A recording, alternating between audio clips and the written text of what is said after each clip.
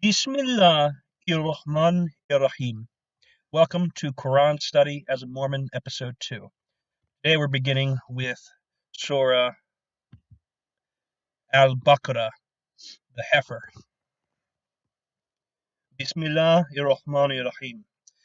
In the name of God, the gracious, the merciful. Alif Lam Mim, verse 1. So the first verse starts with 3 Arabic letters. The meaning isn't entirely certain, but we start off with verse 1, Alif Lam Mim. Verse 2, this is the book in which there is no doubt, a guide for the righteous. This makes it seem a little more clear why this chapter was placed so near the beginning of the book. Verse 3, those who believe in the unseen and perform the prayers and give from what we have provided for them. Verse 4, and those who believe in what was revealed to you and in what was revealed before you and are certain of the hereafter. That's a commonality. It does seem to be one of a very common item of Abrahamic faiths. Verse 5, these are upon guidance from their Lord. These are the successful. Verse 6, as for those who disbelieve, it is the same for them whether you have warned them or have not warned them. They do not believe. Verse 7, God has set a seal on their hearts and on their hearing, and over their vision is a veil. They will have a severe torment. Seals were common in the ancient world. Seals today can sometimes be used in very formal letters, but we don't use seals like we used to, at least generally speaking. Verse 8, among the people are those who say, we believe in God and in the last day, but they are not believers. Verse 9, they seek to deceive God and those who believe, but they deceive none but themselves, though they are not aware. I understand what the verse means. It does seem a little confusing. How are they trying to deceive God if their claim to belief isn't valid? But I think it's a little deeper than that, and I don't think the translation probably doesn't do it justice. Verse 10, in their hearts is sickness, and God has increased their sickness. They will have a painful punishment because of their denial.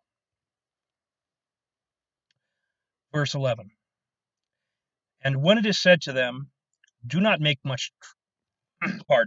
do not make trouble on earth, they say, we are only reformers. 12, in fact, they are the troublemakers, but they are not aware. So we come to this idea of a lack of general awareness, which I think helps to explain the previous verses a little bit more. It helps to shed some light onto what is actually being talked about. Verse 13, and when it is said to them, believe as the people have believed, they say, shall we believe as fools have believed? In fact, it is they who are the fools, but they do not know. 14, and when they come across those who believe, they say, we believe.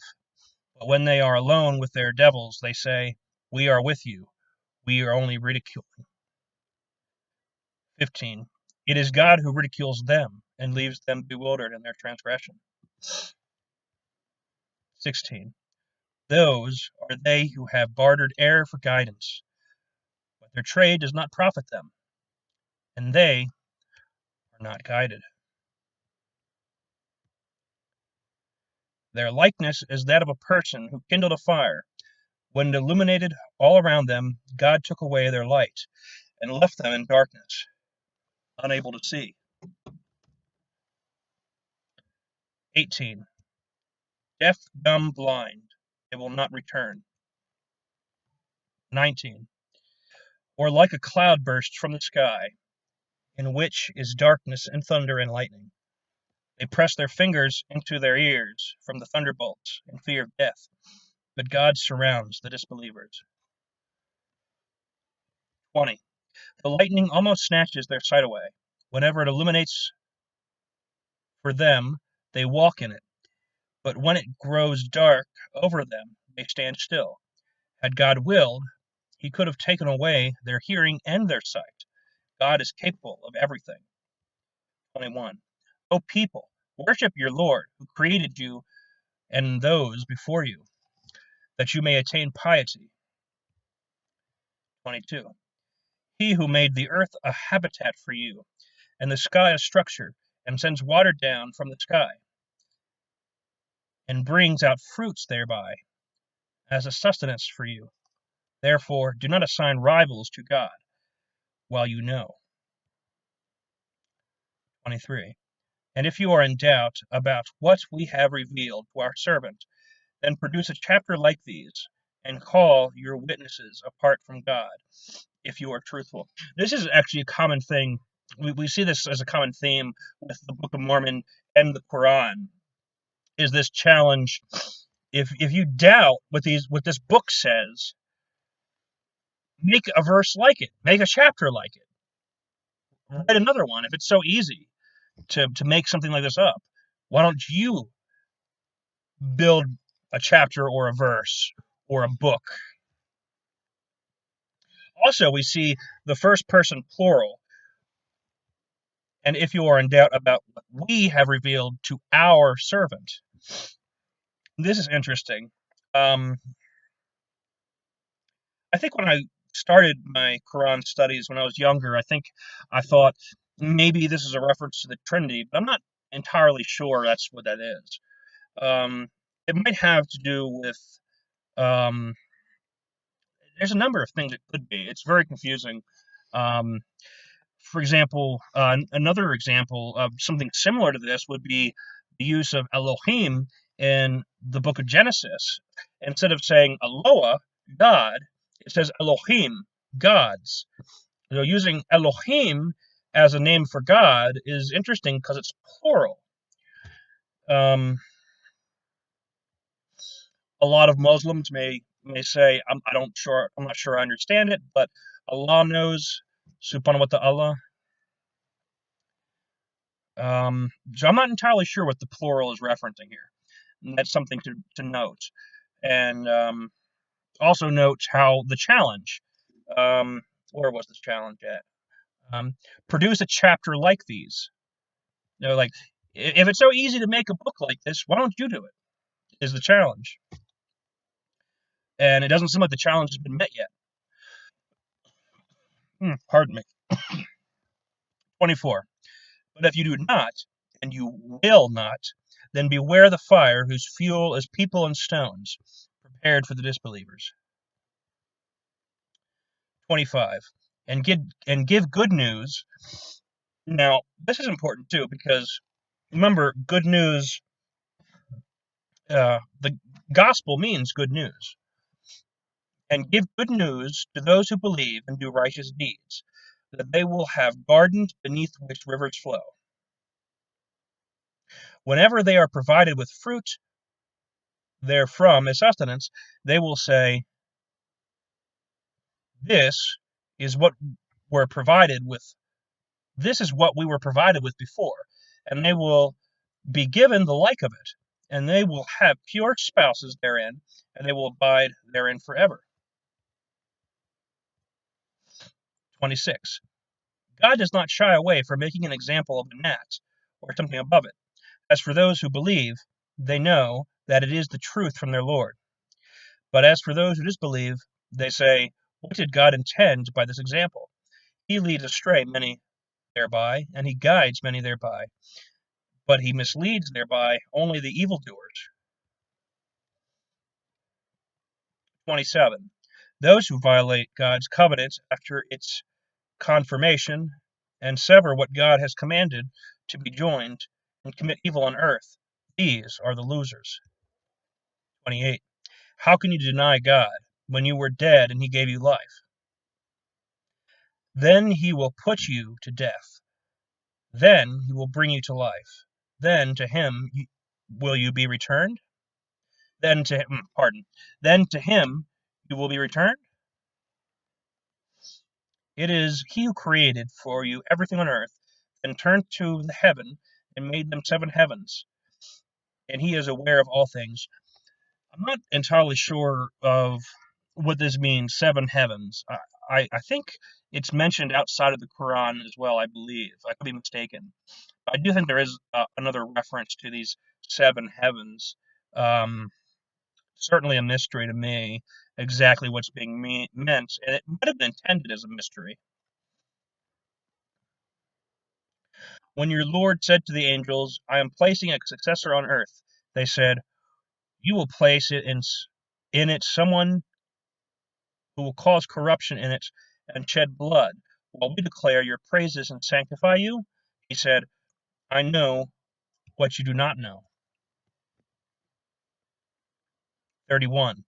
He taught Adam the names, all of them. Then he presented them to the angels and said, tell me the names of these, if you are sincere. So we have the story of Adam here in verse 31, and talking about God taught Adam the names of the animals.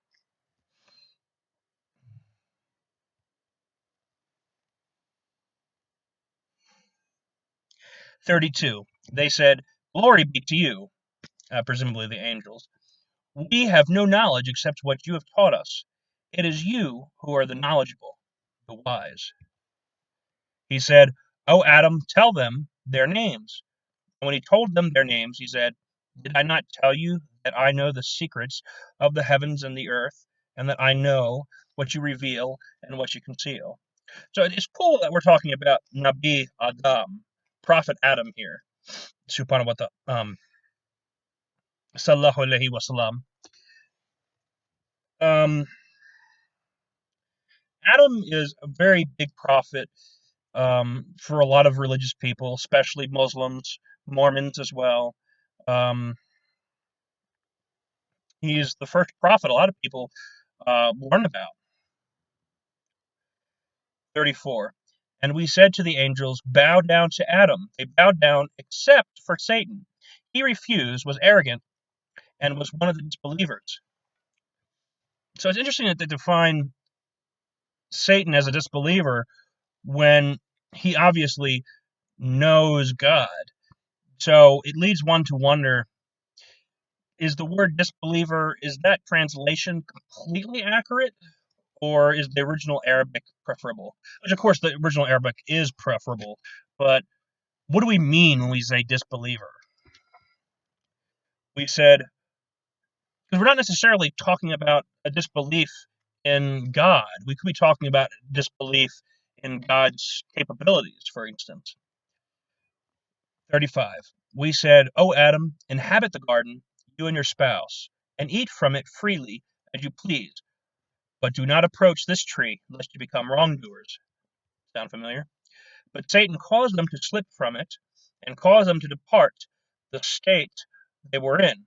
We said, go down, some of you enemies of one another,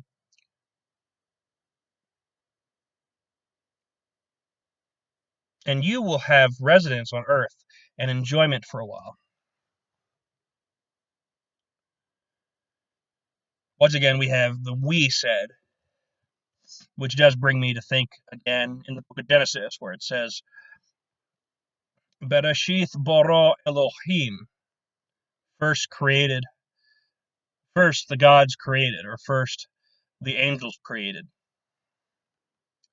Then Adam received words from his Lord, so he relented towards him. He is the relenting, the merciful.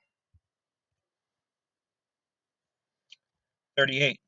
We said, go down from it, all of you. Yet whenever guidance comes to you from me, then whoever follows my guidance, they have nothing to fear, nor shall they grieve. 39. But as for those who disbelieve and reject our signs, these are the inmates of the fire, wherein they will remain forever. 40.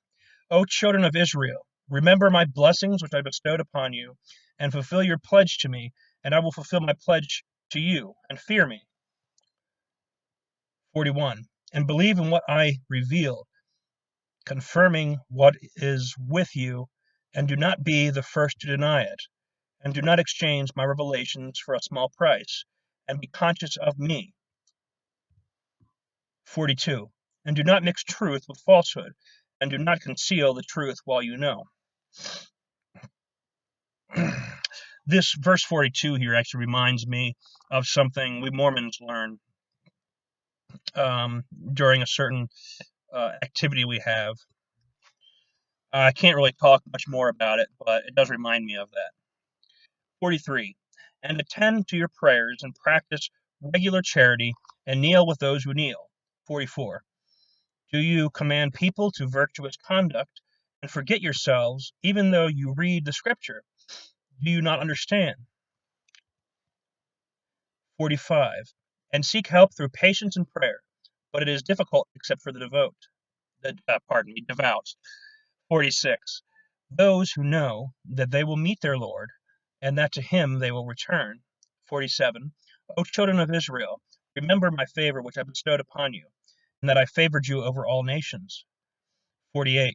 And beware of a day when no soul will avail another in the least, nor will any intercession be accepted on its behalf, nor will any ransom be taken from it, nor will they be helped. 49. And recall that we delivered you from the people of Pharaoh. They inflicted on you terrible persecution, killing your sons and sparing your women. Therein was a tremendous trial from your Lord. 50. And recall that we parted the sea for you. So we saved you, and we drowned the people of Pharaoh as you looked on. So we see more stories from Genesis that many of us are familiar with. The story of Moses, or in Arabic, Musa, sallallahu alaihi wasallam, Spanish, Moises. 51. And recall that we appointed for Moses 40 nights. Then you took to worship the calf after him, and you turned wicked. Right there in 51, I think we're going to stop. Inshallah. Thank you for listening. I hope you have a great day, guys.